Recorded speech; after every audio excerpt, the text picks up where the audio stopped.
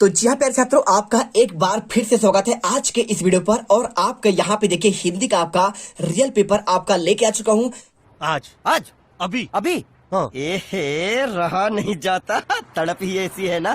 देख सकते हैं पूरा पेपर मेरे पास है। और मैंने आपको यहाँ पे आपका हिंदी का आपका मैंने पहला पार्ट लाकर यहाँ पर बिल्कुल आप पे इस वीडियो पर आग लगा दिया था उस वीडियो में। तो यहाँ पे खंड आ का आपको लिखित परीक्षा वार्षिक मूल्यांकन वर्कशीट का आपको 21-22 का कल आपको जो 16 आपका अप्रैल का हिंदी का पेपर होने वाला है। तो यहाँ पर पूरा पेपर आपको लेकर आ चुके हैं। विषय आपका हिंदी विशिष्ट कक्षा 7वीं आपका यहाँ पे पूरा पेपर देख सकते हैं। मैंने आपको यहाँ पे ऑब्जेक्टिव के आंसर आपको बता दिए थे। आपको आज के इस वीडियो में यदि आपने ऑब्जेक्टिव नहीं किया है तो फटाफट आप इनके आंसर देख सकते हो। ठीक है, आपको यहाँ पे पहले आपको अंकों में आपको यहाँ पे रोल नंबर भरना है और इसके बाद आपको शब्दों में जैसा आपको यहाँ पे दिया गया है और साला का नाम और डाइस कोड आपको स्कूल में बता दिया जाएगा। आपको परीक्षा का केंद्र भी आपको यहाँ पे जिसमें आप देंगे वहां लिखना है। परीक्षा का दिनांक आपको यहाँ पे 16 आपका अप्रैल लिखना है। और इसके बाद आपको मैंने क्वेश्चन आपको यहाँ से लेकर क्वेश्चन 1 से लेकर यदि आपने नहीं देखा है तो एक बार देख लो। यहाँ पे आपका आंसर लगा है, आपको ये क्वेश्चन देखना चाहिए। आपको क्वेश्चन दूसरा और इसके बाद तीसरा, चौथा, पांचवा आपके सभी क्वेश्चन आपको यहाँ पे दिए गए हैं। और इसके बाद 8वां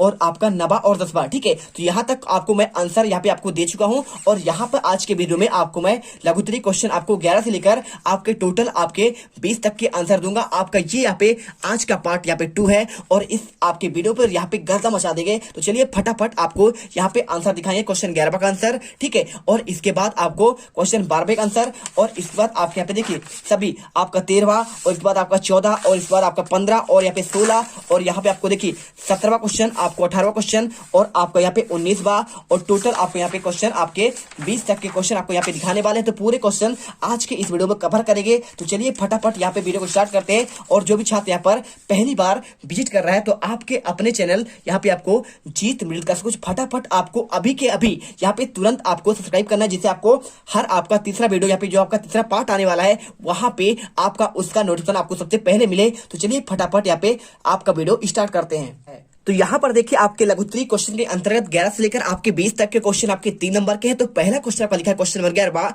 मध्य प्रदेश को लघु भारत आपका क्यों कहा जाता है। देखिए आपके पेपर में यहाँ पे क्वेश्चन आपके आगे पीछे हो सकता है। तो आपको यहाँ पर क्या करना है, आपको अच्छे से क्वेश्चन याद करके जाना, क्योंकि क्वेश्चन आपका यहाँ पे सेम टू सेम आपको हम नहीं दे पाते हैं, क्योंकि यहाँ पर बहुत रिस्क है, FIR हो सकता है। हम यहाँ पे बहुत रिस्क नहीं ले जाते हैं, इसलिए क्वेश्चन आपको आगे पीछे करके दे रहे हैं। आप इन्हें अच्छे से पढ़िएगा और एक एक क्वेश्चन रट लीजिएगा। क्वेश्चन आपका सेम आएगा, बस आपको यहाँ पे क्वेश्चन आगे पीछे आपको मिलेगा। ठीक है, देखिए क्वेश्चन क्या लिखा है, मध्य प्रदेश में विभिन्न धर्मों, रीति रिवाजों व मान्यताओं के लोग परस्पर भाईचारे और सद्भावना से आपका निवास करते हैं। और प्रदेश में महाराष्ट्र का गणेश उत्सव, बंगाल का दुर्गा पूजा तथा उत्तर भारत की विजयदशमी और दीपावली होती है और ईद, क्रिसमस जैसे त्योहार उत्साह पूर्वक मनाए जाते हैं, इसलिए भारत को मध्य प्रदेश को लघु भारत अब कहा जाता है। सिंपल सा आंसर हो गया। अब इसके बाद क्वेश्चन आपका आता है, यहाँ पे देखिए आपका वर्षा ऋतु आपको अच्छी क्यों लगती है। तो देखिए वर्षा ऋतु आपको तो अच्छी लगती होगी, आपको नहाने में मजा आता होगा, आता है कि नहीं आता है, आता है ना। तो यहाँ पर आपको आंसर लिखना है वर्षा ऋतु अच्छी इसलिए लगती है क्योंकि वर्षा ऋतु में जब बारिश की बूंदें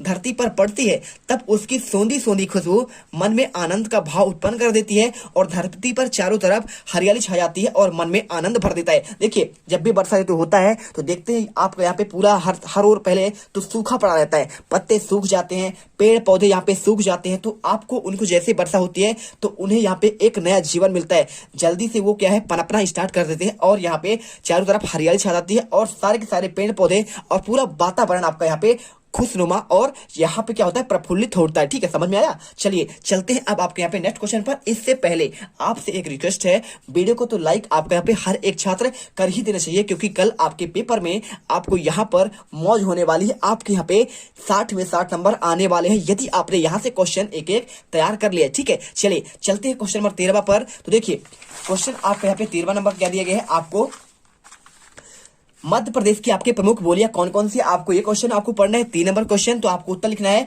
मध्य प्रदेश में प्रमुख रूप से आपके हिंदी बोली जाती है। क्या बोली जाती है, हिंदी बोलते हैं। मध्य प्रदेश की बात कर रहा है। ठीक है, जैसे गुजरात में क्या बोलते हैं, गुजरात में गुजराती, हरियाणा में आपका हरियाणवी होता है और उत्तराखंड में आपका यहाँ पे क्या होता है पहाड़ी भाषा बोलते हैं। और इसके साथ आपका देखिए तमिलनाडु में आपका तेलुगु भाषा बोलते हैं। और आपके यहाँ पे देखिए बहुत सारे आपके अलग अलग यहाँ पे स्टेट पर अलग अलग आपके भाषा बोलते हैं। ठीक है, और पश्चिम बंगाल में आपका बंगाली भी बोला जाता है। आपको ऐसे याद करके रहना। देखिए मध्य प्रदेश में प्रमुख रूप से आपके हिंदी बोली जाती है, किंतु अन्य बोलियों के रूप में बुंदेली। देखिए मध्य प्रदेश की बात कर रहा है, बोलियां कौन कौन सी होती है तो देख रहे हैं। यदि आप यहाँ पे किस एरिया में रह रहे हैं? रीवा क्षेत्र में आप रह रहे हैं, तो आप रीवा के, रीवा सतना के आसपास वाले क्षेत्र यहाँ पे आपके बुंदेली भाषा बोलते हैं। कौन से बोलते हैं?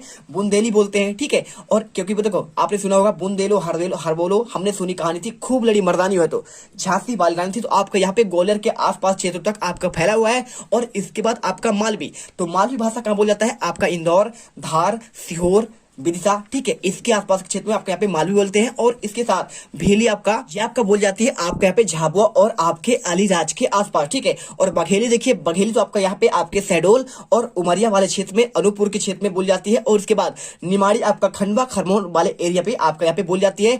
और ये बोली देखिए आपको यहाँ पे बोलने वाली संख्या आपको यहाँ पे काफी है, ठीक है। चलिए आंसर हो गया, आपने एक ही क्वेश्चन देख सुन लिया, चलिए आंसर सुन लिया। अब चलते हैं क्वेश्चन नंबर आपका यहाँ पे, क्वेश्चन नंबर आपका 14। देखिए निम्नलिखित पंक्तियों को आपको यहाँ पे भावार्थ लिखना है। क्या लिखना है आपको? भावार्थ। देखिए हुआ विवाद सहृदय निर्दय में, उभय आग्रही देव स्व विषय में, और गई बात तब न्यायालय में, ठीक है। देखिए इसको आपको यहाँ पे भावार्थ लिखना है। तो आपको कैसे करना है? पहले आपको इसमें संदर्भ लिखना पड़ेगा। तो संदर्भ प्रस्तुत गद्यांश माँ कह एक कहानी नामा कब्जा से लिया गया है। और इसके रचयिता राष्ट्र कवि मैथिली शरण गुप्त है। आपको यहाँ पे आपके लिखा गया है, साथ में क्या आपके विषय हिंदी पर, ठीक है। और इसके बाद देखिए प्रसंग में क्या लिखना है? सिद्धार्थ वन को निकल जाते हैं, तब राहुल माँ से कहानी बताने के लिए कहती है। व्याख्या करना है आपको यहाँ पे। यशोधरा से राहुल कहते हैं कि हे माँ तू मुझे एक कहानी कह, यह कहानी राजा अथवा रानी की हो। इस तरह हे माँ तू एक बड़ी जिद्दी है, तू ही मेरे क्या है सम्मान की पूंजी है। और वन में सुगंधित हवा बह रही है, अच्छी लगने वाली एक कहानी बता, ठीक है। आपको यहाँ पे इस प्रकार से आपको इसको आंसर तैयार करना है, ठीक है। आपको संदर्भ, प्रसंग और व्याख्या, और आप चाहो तो बस इतना भी आंसर लिख दोगे तो भी आपका यहाँ पे सही आंसर हो जाएगा। क्योंकि देखिए यहाँ पे भावार्थ पूछा गया है, तो भावार्थ तो आपका असल में आपका ये है, लेकिन आप चाहो तो यहाँ पे संदर्भ और प्रसंग भी आप यहाँ पे लिख सकते हो। चलिए इसके बाद क्वेश्चन आता है आपका 15वां।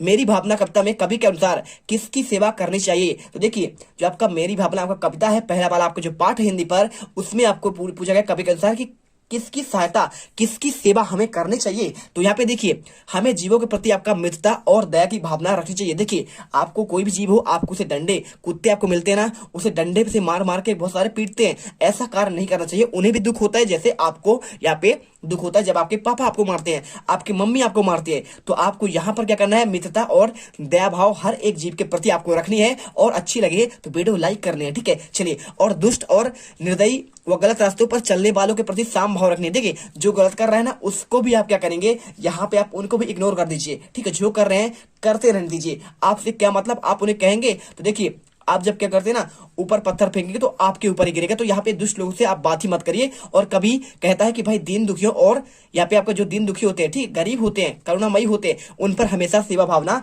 रखनी चाहिए। आपको यहाँ पे ये याद करना है। तो देखिए पूरा आंसर आपको यहाँ पे मिल गया। चलिए इसके बाद क्वेश्चन आता है 16वां। निम्नलिखित मुहावरों का आप यहाँ पे वाक्यों में प्रयोग करना है। देखिए आपको मुहावरे क्या होते हैं यहाँ पे, जो आपके यहाँ पे क्षेत्रीय भाषा से लिए जाते हैं। जैसे देखिए यहाँ पे क्या लिखा है, पहला लिखा है दांतों तले अंगुली दबाना। तो आपको बताना है आपका मुहावरा में आपको यहाँ पे प्रयोग करना है। और दूसरा हार न मानना। देखिए पहला ए नंबर, दांतों तले अंगुली दबाना, इसका आंसर क्या होगा?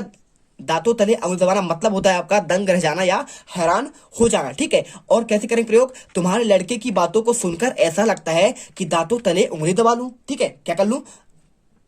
दांतों तले उंगली दबा लूं, सिंपल आंसर। और इसके बाद देखिए हार न मानना, ये कहता है पीछे न हटना। देखिए जब भी यहाँ पे कहना, आपने देखे होंगे यहाँ पे आपका राणा, ठीक है। तो राणा से, जो राणा था महाराणा प्रताप से, जब उन पर क्या है आपका यहाँ पे अकबर ने आक्रमण किया तो उन्होंने पीछे नहीं हटा, ठीक है, उनसे डटकर मुकाबला किए। तो यही होता है आपका यहाँ पे हार न माना, मतलब पीछे न हटना। राजू ने 8वीं में फेल हो गया, लेकिन कभी हार नहीं माना भाई साहब। वो सोचता है कि मैं इस साल फेल हो गया, लेकिन अगले साल तो मैं पास हो ही जाऊंगा। आपको ऐसे समझकर चलना है। अब चलिए समझ गए बात को, दोनों को, दांतों तले अंगुली दबाना आप समझ गए इसको, और इसके साथ आप ये भी समझ गए होंगे। इसके बाद क्वेश्चन आता है आपका पे, अपने जिले के बारे में आपको 3 वाक्य आपको लिखना है। देखिए क्या लिखा है, पहला देखिए जिले के नदी की बात कर रहा है। आपके जिले में, आप जिस जिले से, धार से हैं, इंदौर से हैं, विदिशा से हैं, आप ग्वालियर से हैं, नीमच से हैं, आप सिंगरौली से, आप कहीं से भी हैं, ठीक है, पन्ना से हैं, छिंदवाड़ा से, टीकमगढ़ से, आप जहां से भी हैं, छिंदवाड़ा कहीं से भी हैं, आप शहडोल से हैं, तो मैं भी शहडोल से हूं, ठीक है। तो आपको यहाँ पे जो है, आप जिस जिले के हैं, तो देखिए हमारे जिले में यहाँ पे सोन नदी बहती है। हम बात कर रहे हैं शहडोल की बात कर रहे हैं, ठीक है। शहडोल में और यहाँ पे अनूपपुर में यहाँ पे सोन नदी बहती है। तो यदि आपके जैसे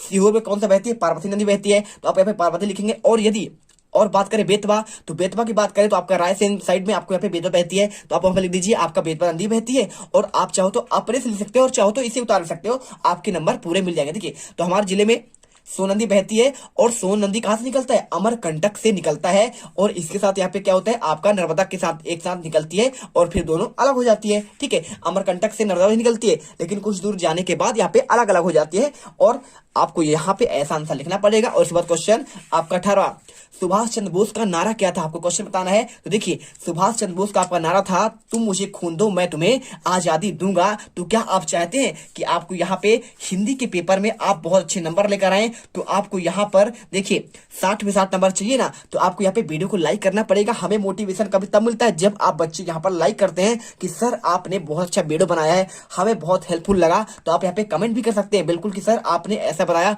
हमें मजा आया, क्या कहाँ पे मजा आया, आपको सब कुछ बताता है, आपको मीम्स भी देते हैं जिससे आपको यहाँ पे एंजॉय के साथ आप यहाँ पे पढ़ सके। ठीक है, चलिए इसके बाद क्वेश्चन आपका आता है 19वां, यदि आप वैज्ञानिक बनना चाहते हैं तो किस प्रकार की पढ़ाई करेंगे, आपका 3 नंबर क्वेश्चन। तो देखिए, हम यदि वैज्ञानिक बनना चाहते हैं तो खोजी प्रवृत्ति वाला व्यक्ति बनना पड़ेगा। कैसे बनना पड़ेगा, खोजी प्रवृत्ति, हर एक नई चीज को देखो तो उसे आपको पड़ताल करना पड़ेगा। भाई साहब कैसे यहाँ पे कैसे इसे बना दिया गया, यही होता है वैज्ञानिक। क्या होता है, हर एक चीज के बारे में उसे अच्छे से जानता है और जिससे नया अनुसंधान कर सके, है ना। आपको आंसर यहाँ पे नए अनुसंधान के बारे में जानकारी एकत्रित की जाए और एक वैज्ञानिक बनकर देश की सेवा कर सके, आपको आंसर लिखना है। और इसके बाद क्वेश्चन आपको यहाँ पे देखिए, निम्नलिखित समासिक पदों का विग्रह आपको बताना है। तो देखिए, पहला राजपुत्र, दूसरा आपको देशभक्ति, तीसरा आपको यहाँ पे देश निकाला। ठीक है, तो क्वेश्चन आपको यहाँ पे देखिए 20वां, आपको राजपुत्र का कुछ समासिक आपका विग्रह करना है। तो देखिए, पहला राजपुत्र हो जाएगा राजा का पुत्र, और यहाँ पे देशभक्ति क्या होगा, देश के लिए भक्ति, और इसके बाद तीसरा देश निकाला, आप देश से निकाला। ठीक है, तो यहाँ पे आपके 3 क्वेश्चन देखिए